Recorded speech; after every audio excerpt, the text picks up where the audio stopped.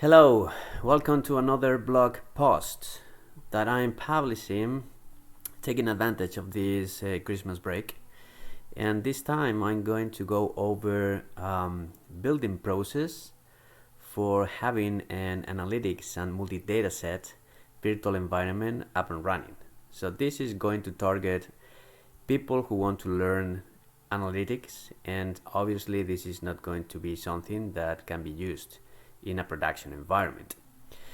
This is going to be a longer than usual blog entry, but I think it's going to be a good one in the sense that I'm going to collect a lot of notes that I had here and there in order to build this virtual environment. Everything is going to be in one single place, and that's going to help you to evolve this virtual environment in the future, just in case I need to bring new functionality or new configuration, new data sets, or whatever it is. So as usual, I will go over the contents and I will try to reproduce every single step. As I mentioned before, this is longer than usual, so it's going to take a while. So obviously I will edit this video just to make it faster. I will speed up some of the processes because I'm going to install many stuff in one virtual environment. This computer is not very powerful, and so it's going to take ages, so I will speed it up. Okay, the motivation in here is as a faculty member in the Instituto de Empresa, I'm delivering this course around Hadoop and big data technologies, and so oftentimes I've thought that probably I could have something else just to make everything easier and let my students to practice and with the concepts that we are covering in class, so that's going to help them to understand everything much better, as when you are touching the technology and you are doing something that makes sense, not only theory but also practice, that makes the learning experience much better. So this is the motivation, and so this is something that I already include in the blog post. There are many big data technologies out there. So currently I'm working for Splunk, and I'm very excited about the technology shift, because you have one single bundle, and so the single bundle has the storage, analytics, and visualization capabilities. And so for learning purposes, it's very easy to start working with Splunk and doing analytics. So you download the trial version and start using it right away. Of course, when it comes to a production environment, you need to scale that small or that single bundle to cope with the requirements. But again, so we are just focused on the educational perspective of this exercise. So I'm focusing on how to have a local environment for doing analytics. So when it comes to other big data technologies, and so in this case I'm going to be focused on Spark, it's not that easy.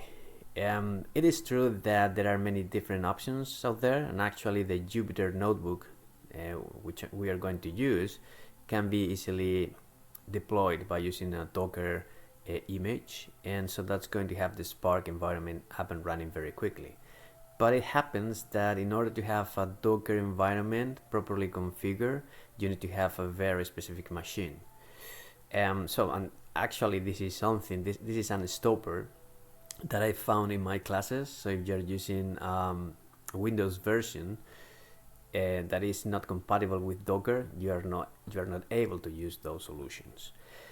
Obviously you can use on-demand and evaluation environments provided by these software vendors, so you can create an account and you have your own notebook where you can start doing analytics.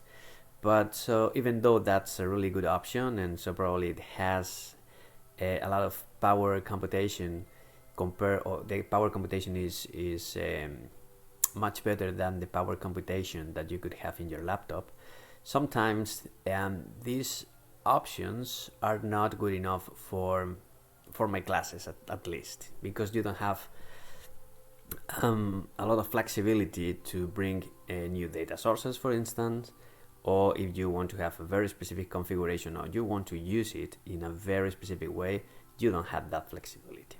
Okay, so this is the motivation of these blog posts, just to create a virtual environment. So this is going to work in any modern computer, no matter the operating system you are running. So this is going to work in any Windows 10 version that it's out there. And obviously you need to have kind of powerful computers. So most of the computers that are available in the stores nowadays, I would say they are going to work, because at least they have 4 gigabytes of memory, of RAM memory, which is going to be the minimum to make this work, but it is recommended to have an 8 gigabytes plus computer. So very quickly, these are the contents that I'm going to include in this virtual environment. This virtual environment is gonna be based on VirtualBox, which can be downloaded for free from the website. We will see in a moment. The operating system inside this virtual environment is gonna be Debian 10 Buster. We need to work with Java 8. This is a dependency for Spark, the Spark version we are going to use, which is 2x, as I will mention in a moment. Python 3.7, again, this is a dependency for Spark. Spark 2.4.4, which is the latest stable release. There is a preview release for Spark 3, but we are not going to work with that version. Jupyter Lab 1.0, and we are going to get this software from the Python pip repository. Then we will use RTTY and RTTYS, and this is a software I found in the internet in order to get access to the virtual environment by using our web browser. You will see that this is really handy, and this will prevent us to be using external tools such as PuTTY or any SSH client. Okay, so this is something that you can get very easily, as I said before, from some vendors or third-party companies providing these analytics capabilities, and also from some Docker containers. But if you need to have something else, like some additional data sources, so that's something that you are not going to easily find. In our case, I'm going to zip this virtual environment with a MongoDB instance. It's going to be the latest and greatest. And so I will include a dataset that my great colleague or ex-colleague Rubén Terceño created back in time. Then I will add SQLite for having a kind of a relational database. And finally, in order to do something related to stream processing, I will install a tracking data simulator. So that's something that I borrowed from George Vetikaden's GitHub repository, and so I will show how to install it very quickly. So the building process is not a complex one, so actually it's very straightforward, but it is time consuming. You will see that there are many different steps, so that I decided to create different blocks, 3 different blocks. You might be thinking, okay, so this is something that can be automated by using Ansible or even Vagrant. So that's something I've done and I've used in the past, but this is an educational exercise. So I want to show step by step and just stop by every single step and elaborate some more if needed. So that's the reason, because I'm preparing this analytics environment in this way. So the 3 sections are going to be build the virtual environment, then build the analytics environment, and finally set up the data sources. Okay, because I think those are the main 3 blocks. So let's start with the building the virtual environment. This is going to be all about downloading the VirtualBox, so you can download it from the website, or you can just install it from your package manager if you are using Linux, as I'm doing. So VirtualBox usually is available in the package manager. Okay, so once you have VirtualBox up and running, you start it up, And the next thing we are going to do is to create a virtual machine. So let me start reproducing these steps. Let's open VirtualBox.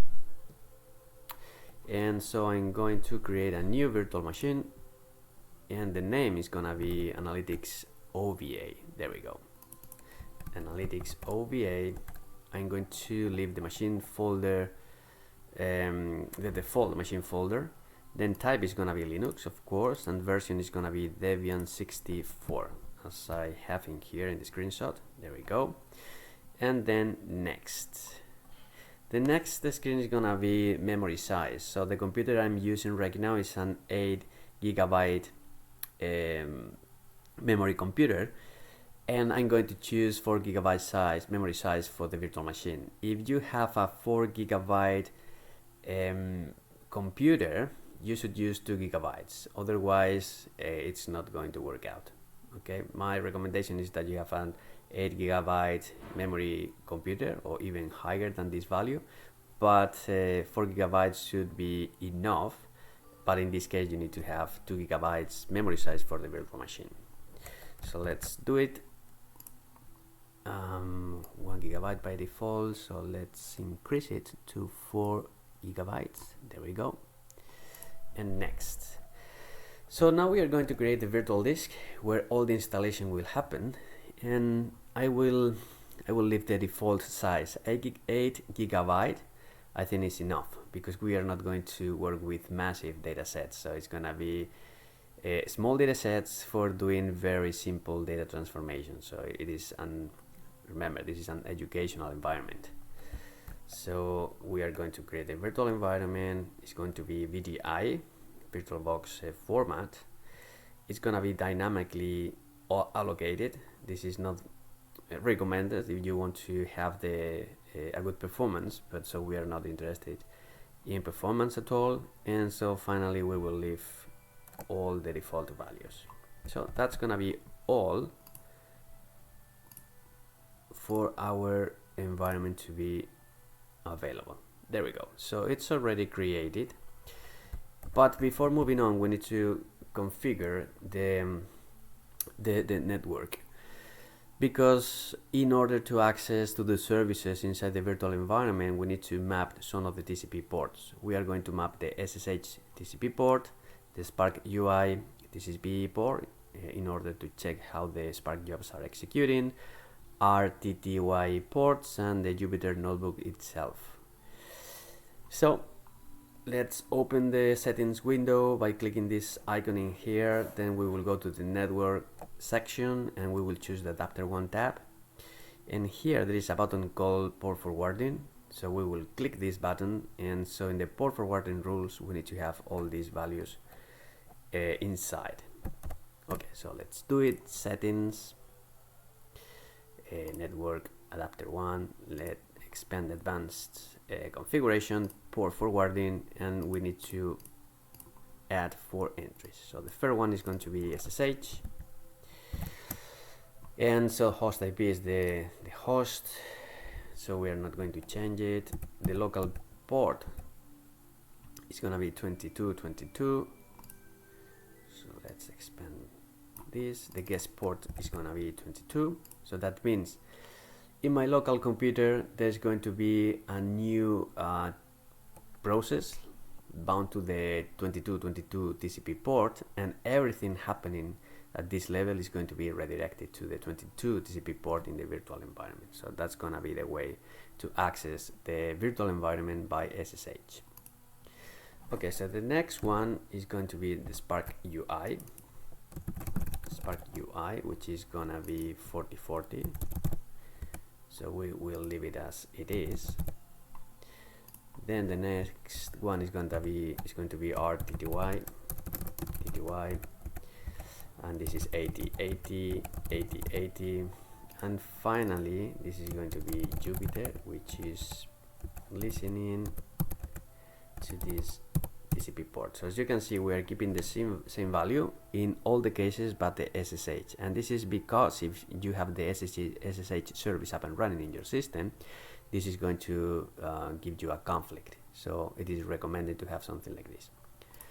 Okay, we click OK, and so we are back to the main window. So we are now ready to download the 64-bit small installation image of Debian. So let me click this link. So you will see that by clicking this link you are getting the ISO. This is a 300 megabyte file which I already downloaded, so I don't have to wait for the file to download. Let me open the file manager and you will see it. If we go to downloads, you will see that we have two files. This is the one I'm going to use for the installation. So let's go to the second step. The second step is going to be the going to the normal start option within this virtual environment that we just created.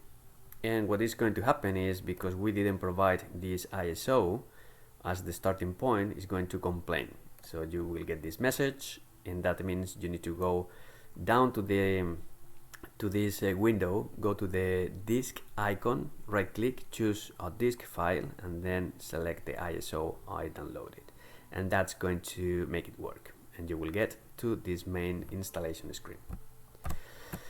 There we go. So right click, start, and normal start. This is going to start the process. Okay, so in this case it's complaining because we don't have any disk, so we can go here, click add, and choose start, and there we go. So it's been a slightly different to the process I had in the screenshots, but so it's pretty much the same. At the end of the day, we have the ISO linked to the disk. Cool. So we are inside the Debian installer, so we can move on with the installation process. So the only thing I'm going to do is to move on with the default English installation. Spain is going to be the location because it's the country where I live. And locale settings to United States because everything is going to be in English, so I think that's the best option. And the Spanish key map in order to be able to type keys properly. I'm not going to customize the disk at all, so it's going to be the guided use entire disk option and all files in one partition. I'm not interested in optimizing how the data is distributed across different partitions. And I will create additionally to the non-root account, I will create a new or an additional account called Big Data, which is going to be the account that is going to be used for all the services. And so I will provide a very easy to remember password. And finally, I'm not interested in the desktop environment, so I'm not going to select anything at the software selection screen, so I will leave it as it is. So it's going to install the SSH server and some standard system utilities, and that's gonna be pretty much all. So after a while we will get this prompt, and that means the operating system is up and running. Okay, so let's reproduce it in here. Graphical install.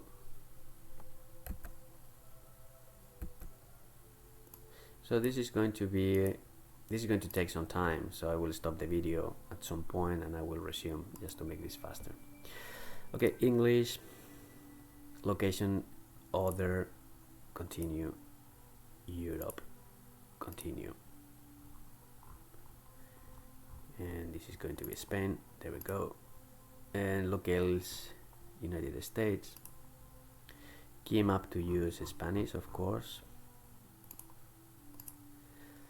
And so the installation process is going to install. So it will start using the contents of the ISO, and it will move on with the installation process.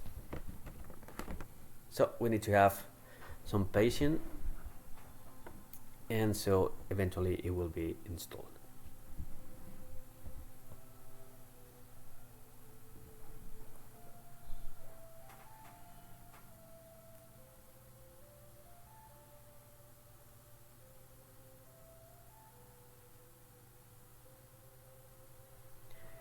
So we are going to give it the analytics hostname. Let's continue. No domain name. Okay, the root password. We are going to provide a strong password, and so I'm going to use a service that I really like, which is called runpass.com.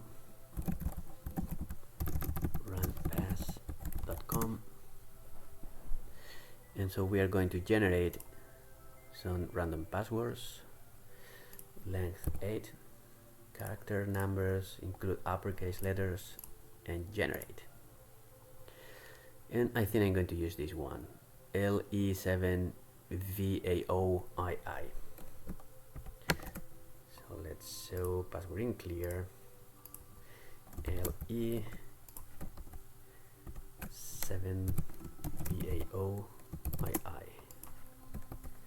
LEVAO, there we go.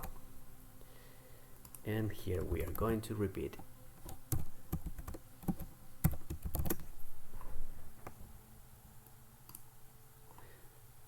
Okay, so now we need to create a non-administrative account. It's gonna be big data.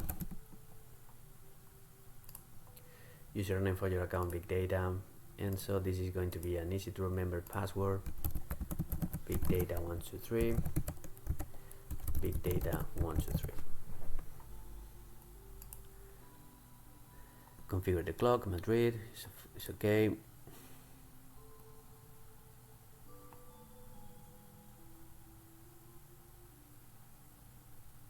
Guided using entire disk. This is the disk. All files in one partition, that's okay. Finish partition and write changes to disk, okay. And okay. Okay, now it's installing the base system. So all this software is already available in the ISO, and at some point it will connect to the internet, and it will upgrade the current installed software, and it will bring some additional software from the internet. So that's gonna be time consuming as well.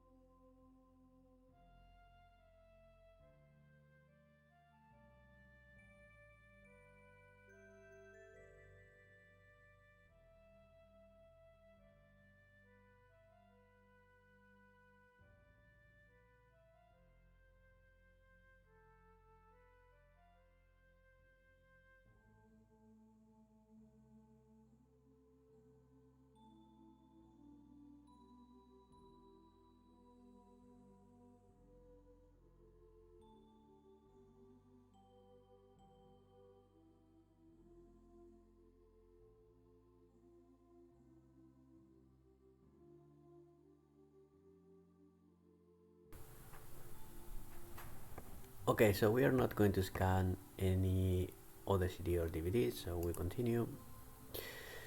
Package manager Spain is fine, and I usually like Redis. I don't know if it's in here. Okay, so let's leave the default value selected. That's okay. No proxy.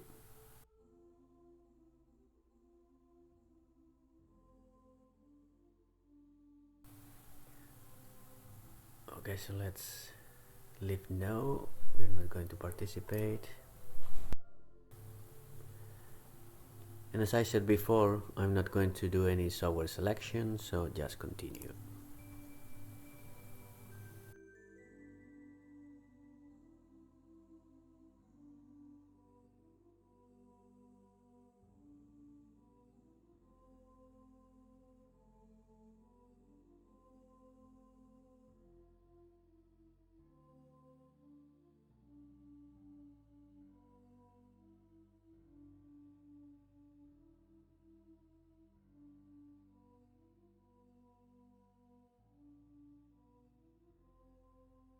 Okay, the installation is almost done, and now we have to provide, we need to install the group boot loader into the master boot record in order to have the operating system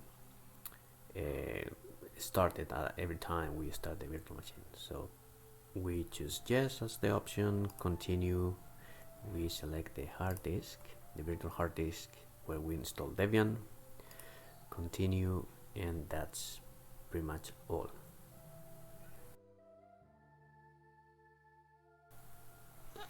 Installation complete, continue.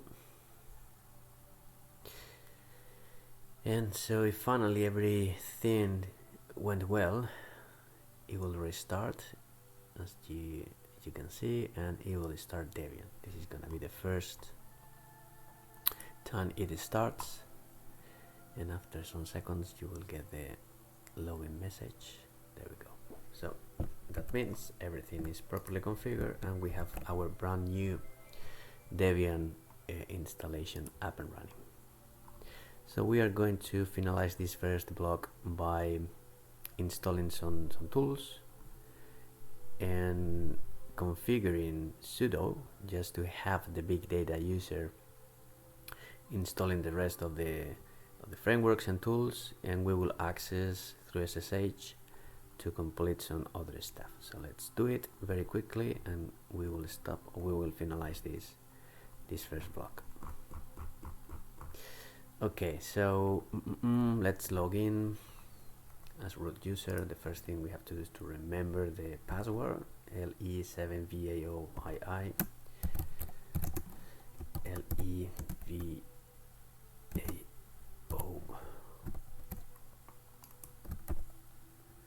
LE7, okay, LE7VAOII.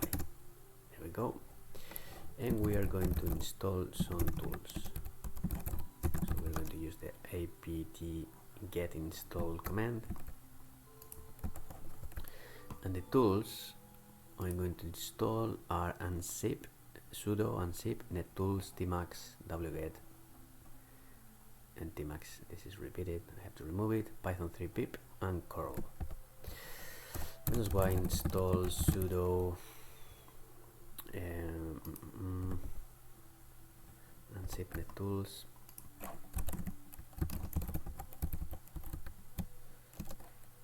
wget, tmax, python 3 pip, curl.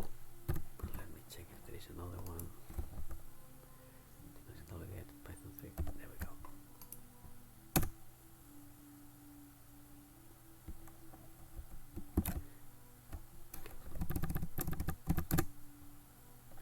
Okay, this will take a while because it needs to download some additional dependencies. So it needs to download everything from the internet and then install it.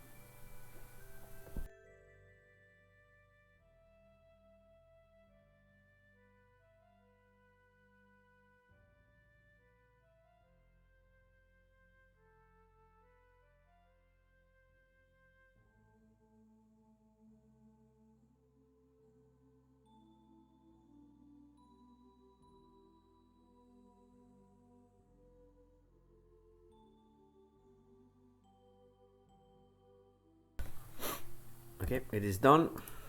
Let's move on to the next step. So what we are going to do is to add the big data user into the sudoers file, and in order to do so we will use the vi sudo, and then go to the terminal window, the command line. This is the terminal actually, and so we need to type b sudo.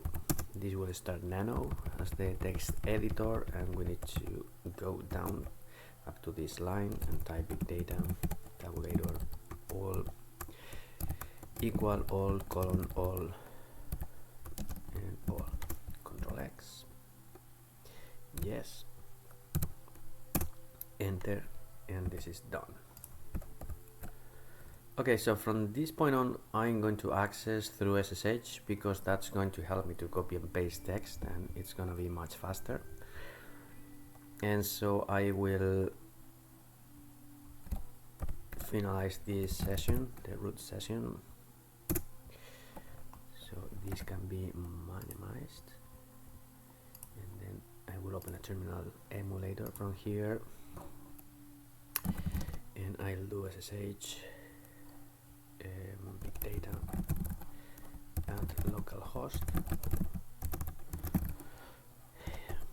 -p2222.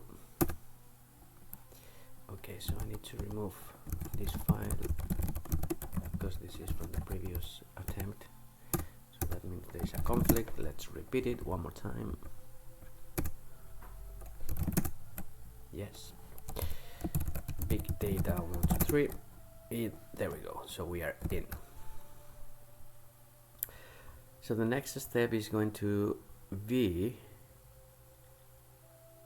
the installation of RTTY server and RTTY client. And actually this is not correct, it has to be point number 6.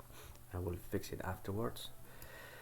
So I need to download the software from the GitHub repository. Let's paste it in here.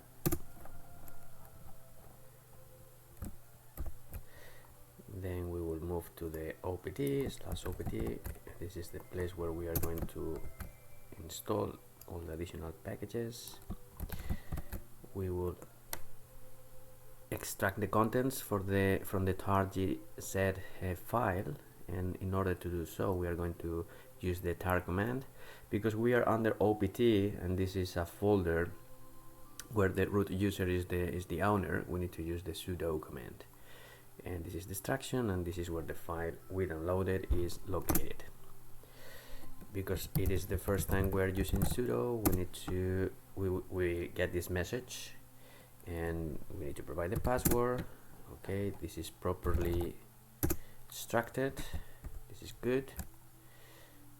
We can change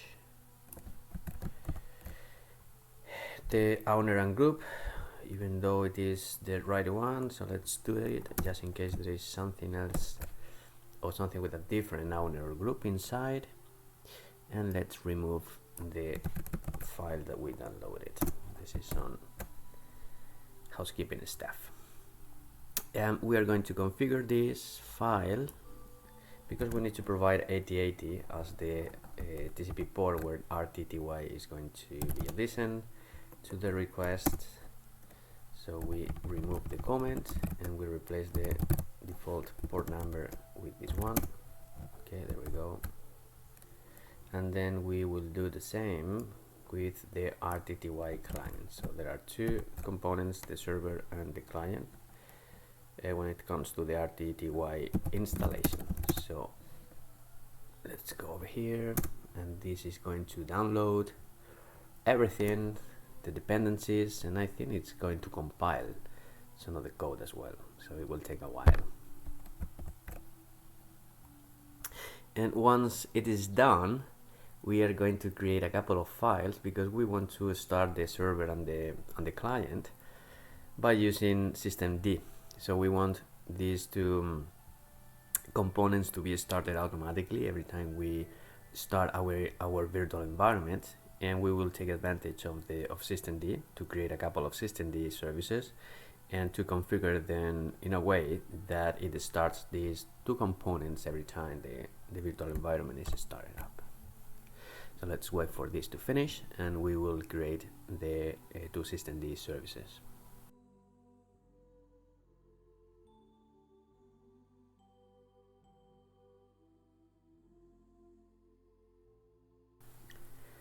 There we go. So it downloaded the source code. Before that, it installed some dependencies, and finally it compiled all the source code, and the binary was placed in this folder. Use r local bin rtty is the binary, and we are done. The next steps, as I mentioned before, is the creation of a couple of systemd services. So let's copy and paste. Let's use the magic of copy and paste. This is the server. First of all, again, let's copy everything and paste it. Paste. So we are creating this new unit, which is going to be a service. As you can see in here, it's going to be a simple service. You will restart all the time if there is any issue. This is a working directory where it's going to be started, and this is the binary, how the execution needs to happen. And so this is the target, and that's pretty much all. What else? This is going to be the other service we are going to create in here, sudo vi. This is the client, and it is pretty much the same. Paste it in here. Again, it's creating another unit. The user who is going to start this is the root user, so that's one of the requirements. And this is the binary that we saw before it was compiled, and these are the different options. So this is the identifier that we are giving to our entries, and here is where the local host and 8080 TCP port is where the server is bound. And that's all. Let's save it. So the services are defined. Now we have to register. Well, first of all, we need to reload all the services because we are placing new contents in that folder. Now systemd is aware of these new two services. We are going to enable them. Let's remove the S, and then we will start them. Start. And in order to check that everything is properly started, we can use the status command. This is good news, and the same with the client, and this is good news. Okay, so this is good news, but the last check that we have to do is to open our browser and point it out to this local host 8080. So it's important that we specify the HTTPS because it is a secure connection, even though we are using self-signed certificate. And actually I'm going to do something else just to show you the message that potentially you could get at some point. So again, HTTPS localhost 8080. No, we are not getting it in here. Okay, so the point is we are using a self-signed certificate, so you will get a warning. So you can see this is the warning message. But the first time you are accessing to this URL, you get the warning message, and you need to accept the exception, and then you will be able to get to this window or to this screen. Big data 123, login. This is the line that we created before. This is what we specify at the client, RTTY client. Then we click connect, and we are in through our web browser. And this is what I'm going to use from this moment on. So let me move it to the right. Then at the right side I will have the terminal in the browser. I will close this one, and I will keep the connection from RTTY. Cool. So we can move on our very long blog post. So this is accomplished. The last thing we are going to have, or we are going to do to have our virtual environment ready to move on with the next block, is the installation of Java 8, and we are going to use the one provided by Adopt OpenJDK, because if you check the official repositories for Debian 10, apt show search, you will see that there is no JDK 8 available, but 11, and this is not compatible with the Spark version we are going to use. Okay, so I will fix this later, and so copy paste. This is going to add the public key for this repository in order to I will install this one. Well, in order to add the adopt OpenJDK repository into our list of repositories, we need to provide the public key first of all. Then we need to install these dependencies, because we need to execute these commands in here, and if we don't do so, you will get an error. So I got it before, so that's the reason because I'm suggesting to do it, not because it potentially might happen. So it will happen.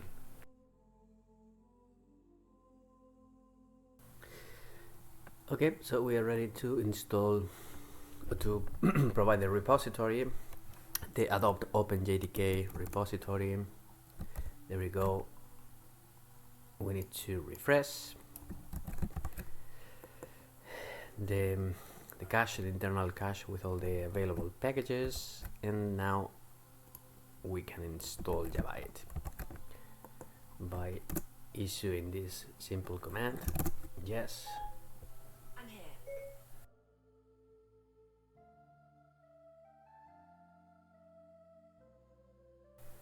Okay, so Java is already installed. We can check the Java version, there we go, and the Java compiler, there we go. So that's the last, that was the last step for this first block. So we have our new brand new Debian installation with everything properly configured.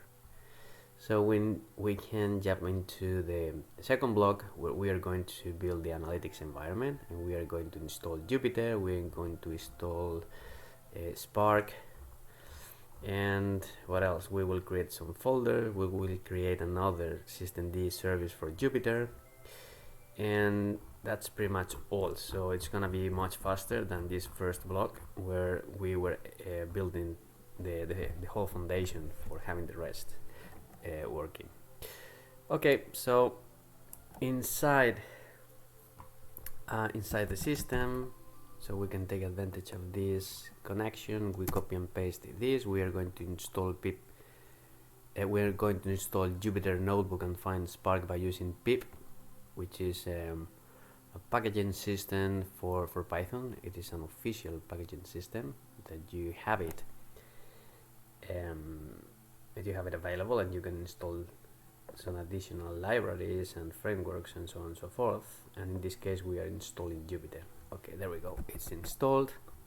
The next thing we are going to do is to configure it, because by default, when you run Jupyter Notebook, it is only accessible from the machine where it was started.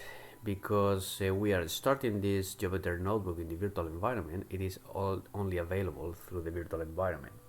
But we are going to access from our laptop. So we are going to connect from the laptop, from a web browser that we are running in our laptop, to the virtual environment. So this is going to be a network connection. So that means we need to configure a Jupyter Notebook to allow this kind of connection. So we need to change this. So the first thing we have to do is to generate the configuration file, because by default it takes default values, but so the configuration file doesn't exist at all. So we need to create it in order to do modifications.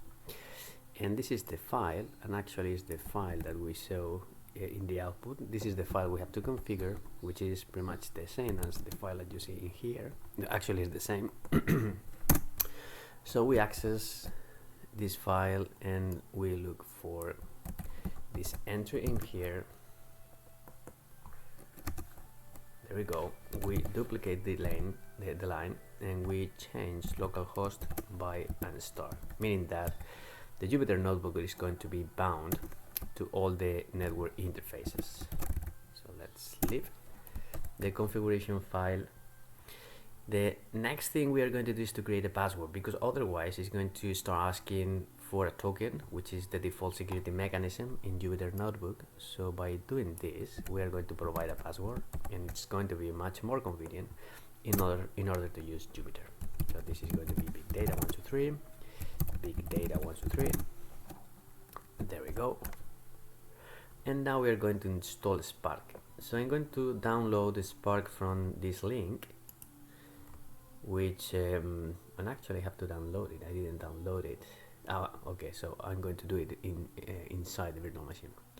Okay, so this is the latest and greatest, but in the future, when I reproduce this exercise, maybe I'm interested in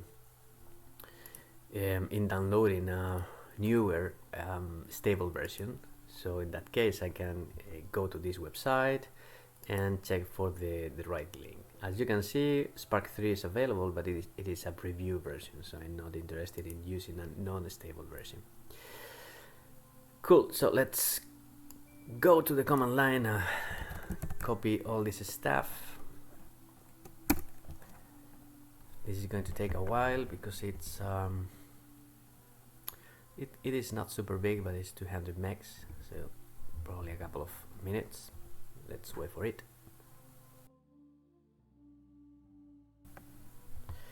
Okay, the binaries are available in the virtual environment. The next thing we are going to do, as we did before, is move to the OPT folder.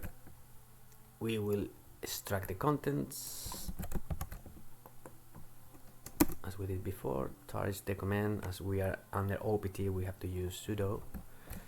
So let's list contents. So it's still big data, but anyway, just to be sure that it has the right owner and group, I'm going to use this command. And finally, I will remove the file that I downloaded just to make some room for additional files. Cool, so Spark is in our system. The next thing we have to do is to configure our environment, user environment, to let the user find the binaries. So we need to create these two environment variables, and I will enrich the path environment variable with this additional entry just to find the Spark binaries when we are typing commands in the command line. And this additional environment variable is going to help RTTY, or actually the terminal that we are using to understand some of the commands that we are going to type, such as clear, to clear the screen. Okay, so cd, and this is the file we need to modify. Let's go to the end. Let's copy and paste this and paste this in here. Okay, this is okay. Let's leave it, and so we are done. So the next step is going to be the configuration of the Spark environment, and in order to do so, we need to copy the template that is already available, and so we will use it as a starting point.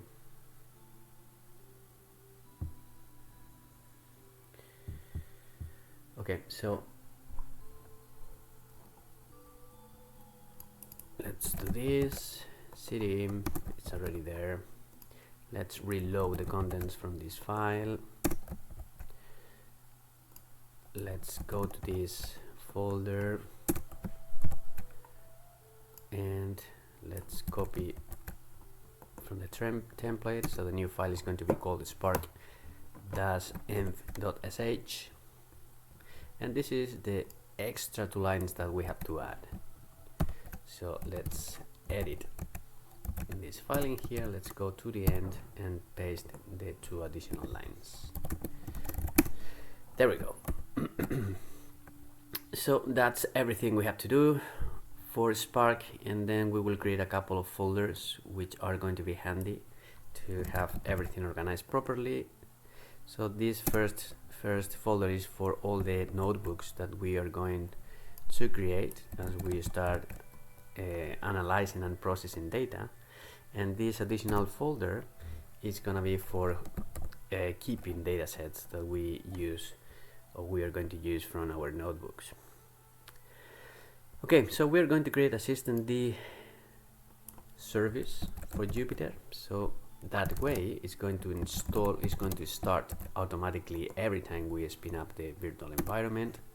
So let's do as we did before with RTTY, copy, paste, and there we go.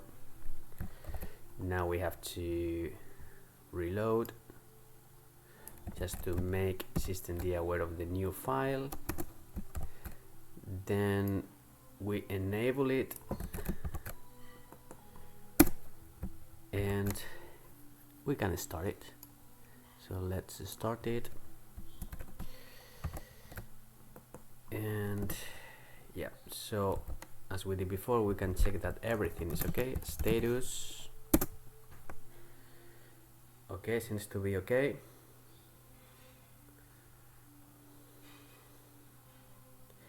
And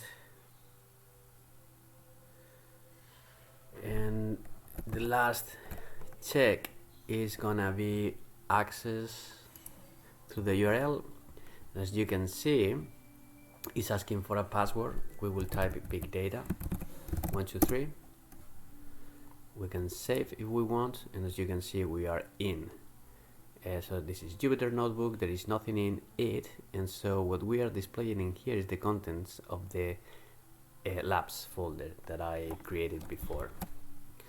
Okay, so this is good news. Let's go back to the article and let's move on to the next block. So we have the foundation already installed and configured. We have the analytics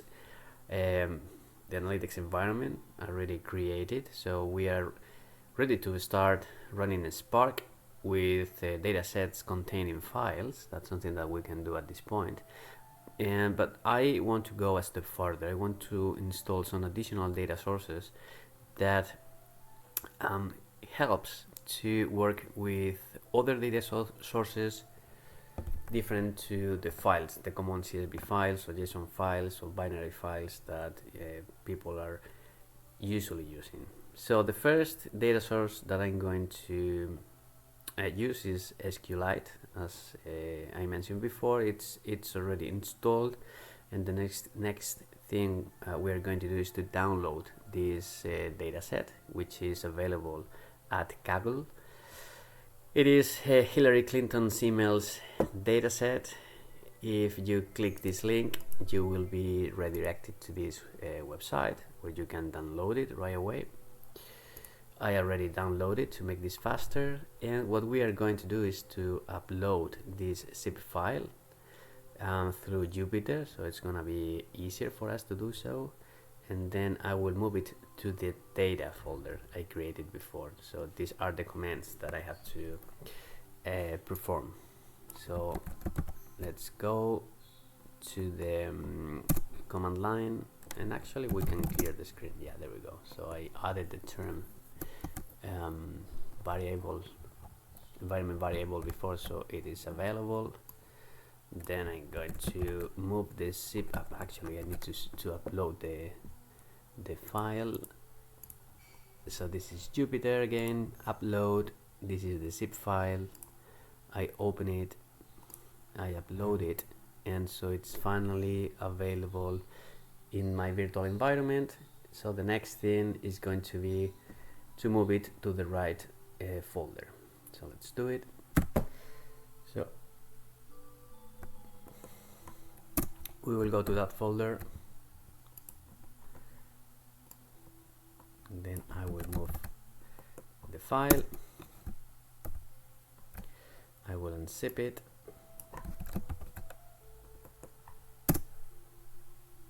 and so the only thing I need from all this list is the database.SQLite. So I will remove the rest. There we go. That's the only thing that we have in here. As you can see, the file that I uploaded is gone. And we are going to test it out directly from Jupyter. So we could use the SQLite command line, but we are going to use it directly from here, and you will see Spark and SQLite working together in a moment.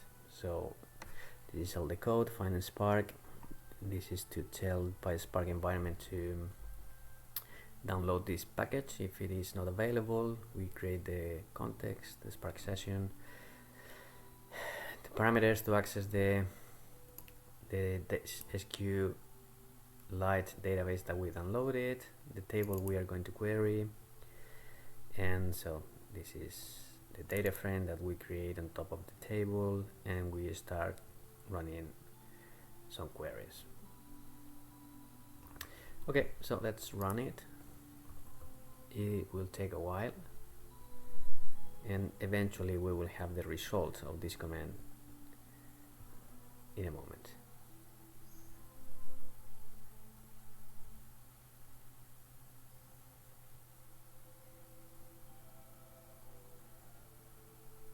There we go, so it works.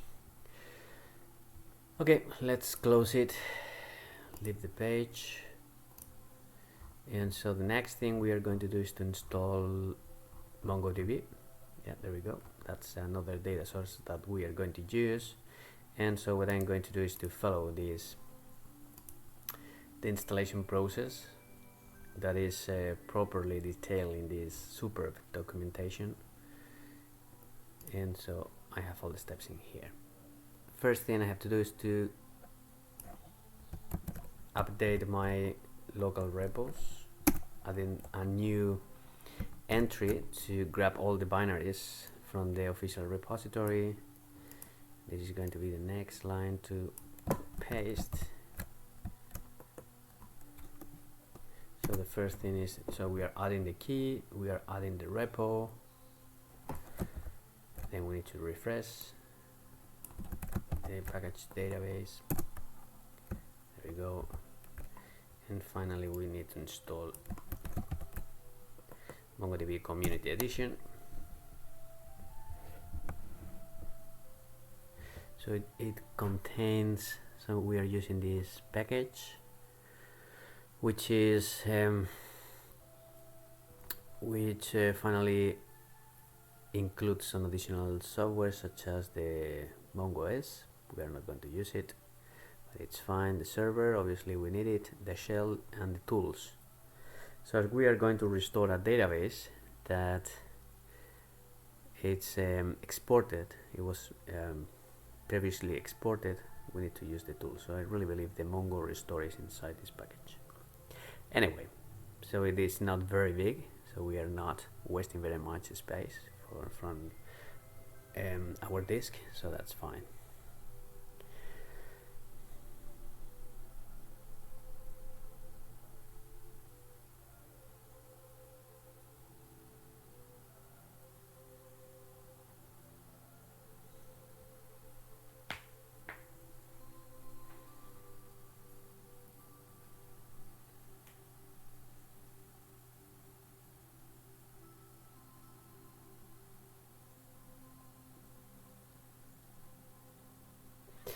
Cool, so it's installed.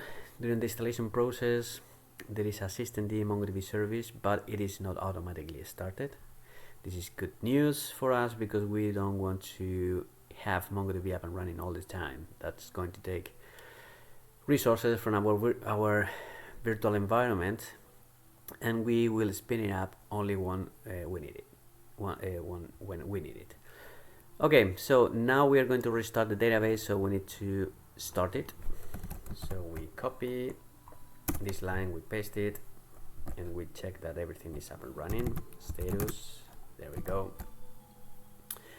When I'm done, I will stop it, but before doing so, I'm going to download the dataset that Rubén Terceño created back in time, and I'm going to download everything in here. There we go. Then we will unzip it.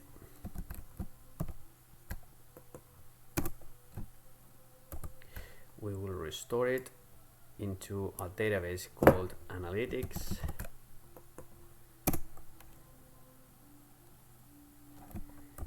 And finally we will remove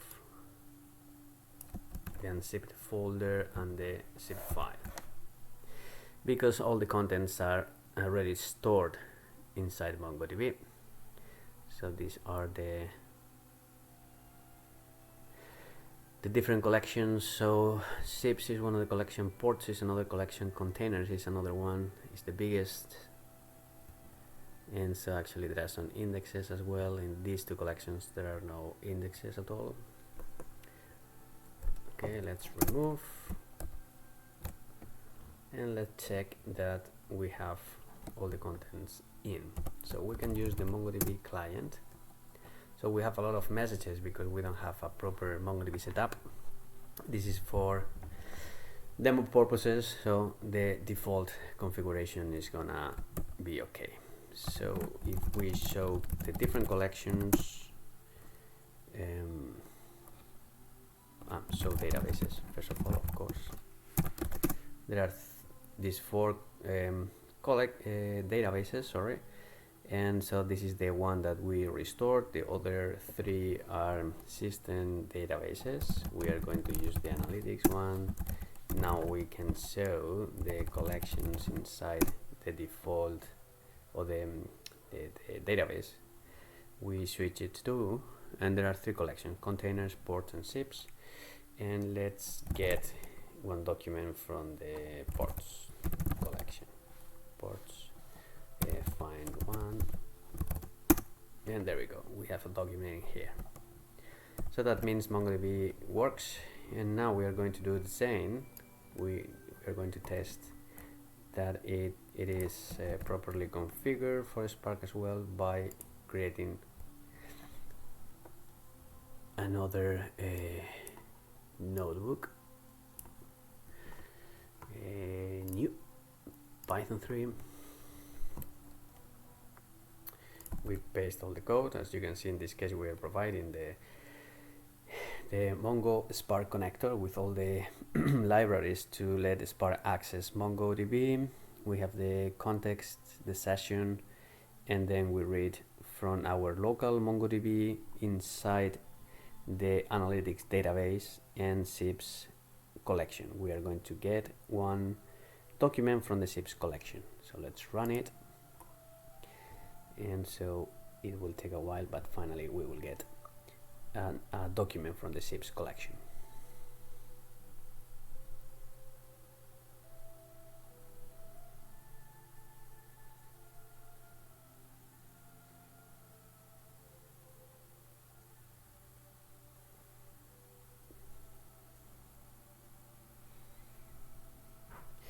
There we go. This row is representing a document, a JSON document from this SIPs collection inside the analytics database. Cool. So we are almost at the end of the blog post. And the last thing we are going to do is to install a data generator. So I'm going to use the tracking data simulator, because it's the only one I have right now. So I have something else in mind, but I haven't had time to go for it. So maybe in the future I have some other alternatives, but at this time this is the only thing I have. And so I want to have a data generator because I would like to do some stream processing exercises. So in that case you need to have data that is continuously generated. And as I said at the beginning of the video, I'm borrowing this data simulator from George Petitcaden's GitHub repository, and I'm going to install it under data-loader folder, as I've done before with the rest of the components. So let's reproduce the steps. cd, let's grab the data loader binaries. There we go. Then we'll move to /opt.